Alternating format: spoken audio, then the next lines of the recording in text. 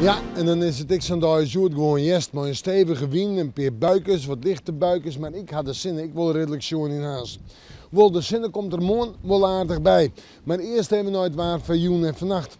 Een meest beroende loft, uit een trog wat ruim, lichte ruim met buikjes, letter vannacht de opklaringstemperaturen zo'n 8 of 9 graden, op de eiland misschien wel een graadje hegerik.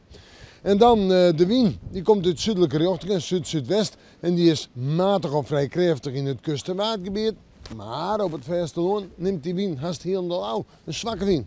Morgen zinnen, bewolking en ik denk dat wij het aardig droeg houden. Misschien wel in de junta, of het zo letter in de midden wezen, of aan het begin van de juni dat er eens even wat ruim valt vanuit het zuidwesten uit. De zinnen is er eerst bij, letter een maroene loft. En de temperaturen morgen 10,5 graden. En de wind zuid-zuidoost, matig en krachtig, de krachtige wind in het kust- en watergebied. Ja, het viel wat onvriendelijk aan.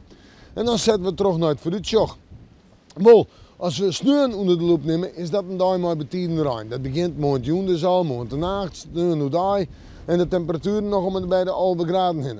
Op sneeuw man je meer zinnen, de zinnen er redelijk bij, buien, buikjes. Maar ik flinke droege perioden en een temperatuur zo om bij de 9 graden heen. Nou ja, en als we het waar hebben, we moeten morgen maar bij even in het waar zien.